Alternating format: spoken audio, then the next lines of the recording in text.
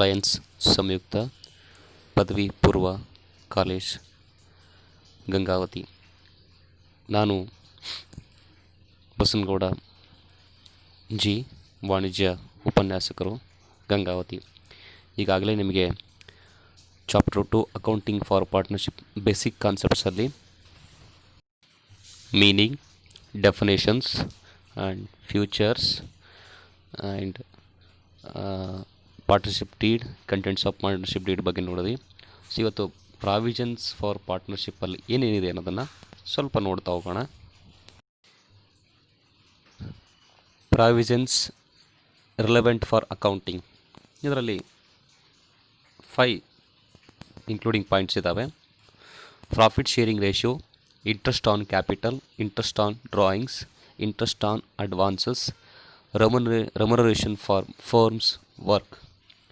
So ಇಷ್ಟು ಇಂಪಾರ್ಟೆಂಟೇ, ಇದು ಪ್ರಾಕ್ಟಿಕಲ್ ಓರಿಯೆಂಟೆಡ್ ಕೂಡ ಬರುತ್ತೆ. ಬಟ್ ಇವತ್ತು ಈ 5 ಪಾಯಿಂಟ್ಸಿನ ಮೀನಿಂಗ್ ಅಷ್ಟೇ ನಾವು ನೋಡ್ಕೊಳ್ತಾ ಹೋಗೋಣ. Okay, so first one, profit sharing ratio. If the partner deed is silent about the profit sharing ratio, the profit and losses of the firm are to be shared equally by the partner. ಈಸಿಯಾಗಿ understand ಮಾಡ್ಕೊಳ್ಳಿ. If the partnership deed is silent, ಪಾಲುದಾರಿಕೆ ಒಪ್ಪಂದ ಯಾವಾಗಲೂ ಏನೂ ಹೇಳದೇ ಇದ್ದರೆ, silent ಆಗಿದ್ದರೆ, about the profit sharing ratio, the profit and losses of the firm, ಅಂದರೆ ಪ್ರಾಫಿಟ್ ಶೇರಿಂಗ್ ರೇಷಿಯೋ ಮತ್ತು ಪ್ರಾಫಿಟ್ ಆ್ಯಂಡ್ ಲಾಸಸ್ ಇದ್ರ ಬಗ್ಗೆ ಏನು ಮಾಡಬೇಕು, of the firm are to be shared equally by the partner. ಪ್ರಾಫಿಟನ್ನು ಮತ್ತು ಲಾಸನ್ನು ಈಕ್ವಲಿ ಶೇರ್ ಮಾಡಬೇಕು, ಸಮನಾಗಿ ಹಂಚಿಕೆ ಮಾಡಬೇಕು ಅನ್ನೋದು ಯಾವಾಗ ಪಾರ್ಟ್ನರ್ಶಿಪ್ ಡೀಡ್ ಸೈಲೆಂಟ್ ಆಗಿದ್ದಾಗ ಮಾತ್ರ. If the partnership deed is silent ಆಗಿದ್ದಾಗ ಮಾತ್ರ. ಓಕೆ, ಏನು ಮಾಡಬೇಕು, ಪ್ರಾಫಿಟನ್ನು ಮತ್ತು ಲಾಸಸ್ಸನ್ನು ಕೂಡ ಏನು ಮಾಡಬೇಕು, ಕ್ಲಿಯರಾಗಿ ಪಾರ್ಟ್ನರ್ಸ್ಗೆ ಶೇರ್ ಮಾಡಬೇಕು. ಸಮ್ಟೈಮ್ಸ್ ಪಾರ್ಟ್ನರ್ಶಿಪ್ ಡೀಡಲ್ಲಿ ಕ್ಲಿಯರಾಗಿ ಮೆನ್ಷನ್ ಮಾಡಿದ್ರು ಅಂದರೂ ಕೂಡ ಆವಾಗ ಆ ಡೀಡ್ ಪ್ರಕಾರ ಏನು ಮಾಡಬೇಕು, ಶೇರ್ಸನ್ನು ಈಕ್ವಲ್ ಮಾಡಬೇಕು ಅಥವಾ ಡಿವೈಡ್ ಮಾಡ್ತಾ ಹೋಗ್ತೀವಿ. ಸೆಕೆಂಡ್ ಪಾಯಿಂಟ್ ನೋಡ್ತಾ ಹೋಗೋಣ. Okay, second point, interest on capital. No partner is entitled to claim any interest on the amount of capital contributed by him in the firm as a matter of right. Interest can be allowed when is expressly agreed to by the partners. ಇಲ್ಲಿ ಹೇಳೋ ಪ್ರಕಾರ no partner is entitled to claim any interest on the amount of capital. ಅಂದರೆ ಫರ್ಮ್ಗೆ, ಅಂದರೆ ಈ ಒಂದು ಫರ್ಮ್ಗೆ ಹಾಕಿರ್ತಕ್ಕಂಥ ಬಂಡವಾಳದ ಮೇಲೆ ಯಾವುದೇ ರೀತಿಯ ಬಡ್ಡಿಯನ್ನು, ಇಂಟ್ರೆಸ್ಟನ್ನು ತೆಗೆದುಕೊಳ್ಳೋದಕ್ಕೆ ಅಲ್ಲಿ ಇರೋದಿಲ್ಲ, ಇಂಟ್ರೆಸ್ಟನ್ನು ತೆಗೆದುಕೊಳ್ಳೋದಿಲ್ಲ. ಬಟ್ ಇನ್ ಕೇಸ್ ಪಾರ್ಟ್ನರ್ಸಲ್ಲಿ ಅದ್ರ ಬಗ್ಗೆ ಅಗ್ರೀಡ್, ಒಪ್ಪಂದ ಆಗಿತ್ತು ಅಂದರೆ ಆ ಟೈಮಲ್ಲಿ ಏನು ಮಾಡ್ಬೋದು, ಇಂಟ್ರೆಸ್ಟನ್ನು ತೊಗೋಬೋದು. ಇದರ ಅರ್ಥ ಇಷ್ಟೇ, no partner is entitled to claim.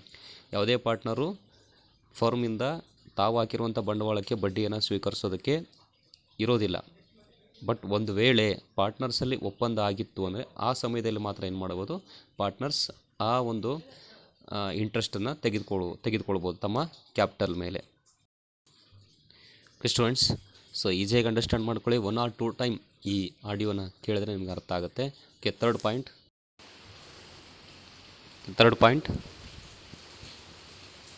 Interest on drawings. ಕೆಳಗಡೆ ಎಕ್ಸ್ಪ್ರೆಷನ್ಸ್ ಇದೆ ನೋಡಿರಿ. No interest is to be charged on the drawings made by the partners if there is no mention in the deed. ಅಂದರೆ ಡೀಡಲ್ಲಿ ಏನೂ mention ಮಾಡಿಲ್ಲ ಅಂದರೆ drawings ಮೇಲೆ ಯಾವುದೇ ರೀತಿಯ ಇಂಟ್ರೆಸ್ಟನ್ನು ಚಾರ್ಜ್ ಮಾಡೋ ಹಾಗಿಲ್ಲ. ಅಂದರೆ ಡೀಡಲ್ಲಿ ಮೆನ್ಷನ್ ಮಾಡಿಲ್ಲ ಅಂದರೆ, ಡ್ರಾಯಿಂಗ್ಸ್ ಅಂದರೆ ಏನು, ಫರ್ಮಿಂದ ಏನಾದರೂ ಅಮೌಂಟನ್ನು ಪರ್ಸ್ನಲಿ ಸ್ವಂತಕ್ಕಾಗಿ ಬಳಕೆ ಮಾಡಿಕೊಂಡ್ರೆ ಅದಕ್ಕೆ ಏನಾದ್ರು ಇಂಟ್ರೆಸ್ಟ್ ಹಾಕಬೇಕಾ ಬೇಡವಾ. ಒಂದು ವೇಳೆ ಡೀಡಲ್ಲಿ ಅದನ್ನು ಬರೆದಿಲ್ಲ ಅಂದರೆ ನಾವೇನು ಮಾಡೋಂಗಿಲ್ಲ, ಆ ಡ್ರಾಯಿಂಗ್ಸ್ ಮೇಲೆ ಇಂಟ್ರೆಸ್ಟನ್ನು ಚಾರ್ಜ್ ಮಾಡೋದಿಲ್ಲ ಅಂಥೇಳಿ ಮೀನಿಂಗ್, ಇದರ ಇಂಟ್ರೆಸ್ಟ್ ಆನ್ ಡ್ರಾಯಿಂಗ್ಸ್ ಮೀನಿಂಗ್ ಹೇಳ್ತಾ ಹೋಗ್ತದೆ. ಯಾವಾಗ, if there is no mention in the ಡೀಡಲ್ಲಿ ಮೆನ್ಷನ್ ಮಾಡದೇ ಇರೋ ಸಮಯದಲ್ಲಿ ಮಾತ್ರ. Okay, fourth point, D point, interest on advances. If any partner has advanced some money to the firm behind the amount of his capital for the purpose of business, he shall be entitled to get an interest on the amount at the rate of 6% per annum. ಇಲ್ಲಿ if any partner has advanced some money ಅಂದರೆ ಯಾರೋ ಒಬ್ಬ partner ಫರ್ಮ್ಗೆ ಅಂದರೆ ಒಂದು ಆರ್ಗನೈಸೇಷನ್ಗೆ advanced amount ಏನಾದ್ರು ಕೊಟ್ಟಿದ್ದರೆ, advance ಅಂತೇಳಿ amount ಏನಾದ್ರು ಕೊಟ್ಟಿದ್ದರೆ, ಎಕ್ಸ್ಟ್ರಾ ಅಮೌಂಟ್ ಏನಾದ್ರು ಕೊಟ್ಟಿದ್ದರೆ, ಅಡಿಷ್ನಲ್ ಅಮೌಂಟ್ ಅಂತ ಕರಿತಾ ಹೋಗ್ತೀವಿ.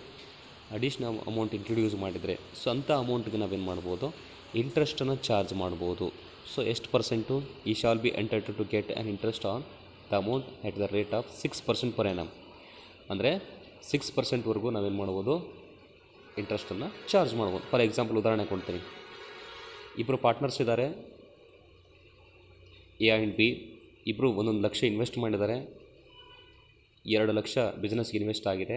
ಬಟ್ ಬಿಸ್ನೆಸ್ಗೆ ಶಾರ್ಟೇಜ್ ಆಯಿತು ಅಮೌಂಟು. ಅದರಲ್ಲಿ ಎ ಅನ್ನೋ ಪಾರ್ಟ್ನರ್ ಏನು ಮಾಡ್ತಾನೆ, ಇನ್ನೂ 1 ಲಕ್ಷ ಎಕ್ಸ್ಟ್ರಾ ಅಮೌಂಟನ್ನು ತರ್ತಾನೆ.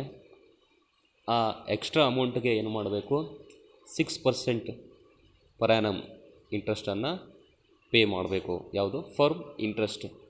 ಫರ್ಮ್ ಏನು ಮಾಡುತ್ತೆ, ಇಂಟ್ರೆಸ್ಟನ್ನು ಪೇ ಮಾಡ್ತಾ ಹೋಗುತ್ತೆ. ಇದನ್ನೇ ಇಂಟ್ರೆಸ್ಟ್ ಆನ್ ಅಡ್ವಾನ್ಸಸ್ ಅಂತ ಕರಿತೀವಿ. ಅಡಿಷ್ನಲ್ ಅಮೌಂಟ್ ಬಂದಿದ್ದರೆ ಮಾತ್ರ ಅದಕ್ಕೆ ಇಂಟ್ರೆಸ್ಟನ್ನು ಚಾರ್ಜ್ ಮಾಡಬೇಕು. Okay, next last point, remuneration of firm's work. No partner is entitled to get salary or other remuneration for taking part in the conduct of the business if the firm, unless there is a provision for the same in the partnership deed.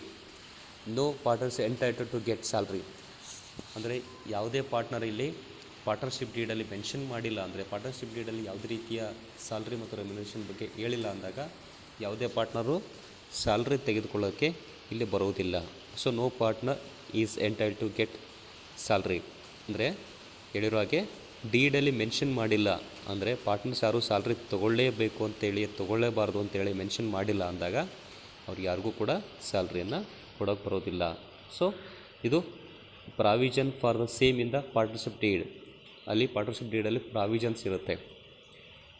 So ಯಾರಾದರೂ partner salary ತೆಗೆದುಕೊಳ್ಬೇಕಾ ಅಥವಾ partner salary ತೆಗೆದುಕೊಳ್ಬಾರ್ದಾ ಅನ್ನೋದು ಇಲ್ಲಿ mention ಮಾಡ್ತಕ್ಕಂಥದ್ದು. Okay, so okay, ಈಸಿಯಾಗಿ understand ಮಾಡ್ಕೊಳ್ಳಿ. So ಇಷ್ಟು ಸ್ವಲ್ಪ practical ಓರಿಯೆಂಟೆಡ್ಗೆ ಬರತಕ್ಕಂಥ 5 ಪಾಯಿಂಟ್ಸ್ಗಳಿವು. ಜಸ್ಟ್ ಇದನ್ನು ನಾನು ಮೀನಿಂಗ್ಸನ್ನು ಅಷ್ಟೇ ನಿಮ್ಗೆ ಹೇಳ್ತಾ ಇದ್ದೀನಿ, ಯಾಕಂದರೆ ಮೀನಿಂಗ್ಸ್ ಅರ್ಥ ಆದರೆ ಮಾತ್ರ ಪ್ರಾಕ್ಟಿಕಲ್ ಓರಿಯೆಂಟೆಡ್ ಈಸಿಯಾಗಿ ನೀವು ಅಂಡರ್ಸ್ಟ್ಯಾಂಡ್ ಮಾಡ್ಕೋಬೋದು. If you are any doubt you can ask YouTube comment box. ಒಂದು ವೇಳೆ ನಿಮಗೇನೋ ಡೌಟ್ಸ್ ಇದ್ದರೆ ಯೂಟ್ಯೂಬ್ ಕಾಮೆಂಟ್ ಬಾಕ್ಸಲ್ಲಿ ಸೆಂಡ್ ಮಾಡಿ, ನಾನು ಸಾಲ್ವ್ ಮಾಡ್ತಾ ಹೋಗ್ತೀನಿ. ಸೊ ನೆಕ್ಸ್ಟ್ ವಿಡಿಯೋದಲ್ಲಿ ಮತ್ತೆ ನಿಮ್ಮನ್ನು ನಾನು ಭೇಟಿ ಆಗ್ತೀನಿ. ಈ ವಿಡಿಯೋನ ನೋಡಿ ಪೂರ್ತಿಯಾಗಿ ನೋಡಬೇಕು, ಸಬ್ಸ್ಕ್ರೈಬ್ ಮಾಡಿ. ಆನಂತರ ಯಾರು ನಿಮ್ಮ ಫ್ರೆಂಡ್ಸ್ ಇದ್ದಾರೆ ಅವರಿಗೆಲ್ಲ ಇದನ್ನು ಶೇರ್ ಮಾಡಿ. ಆದಷ್ಟು ಈ ವಿಡಿಯೋಕ್ಕೆ ಲೈಕ್ ಮಾಡೋದನ್ನು ಮರಿಬೇಡಿ. ಧನ್ಯವಾದಗಳು. ಸೊ ಮತ್ತೊಮ್ಮೆ ವಿಡಿಯೋ ನೋಡೋದಕ್ಕೆ ಧನ್ಯವಾದಗಳು. ಸೊ ನೆಕ್ಸ್ಟ್ ವಿಡಿಯೋದಲ್ಲಿ ನಿಮ್ಮನ್ನು ಭೇಟಿ ಆಗ್ತೀನಿ. ಸೊ ಓಕೆ, ಧನ್ಯವಾದಗಳು.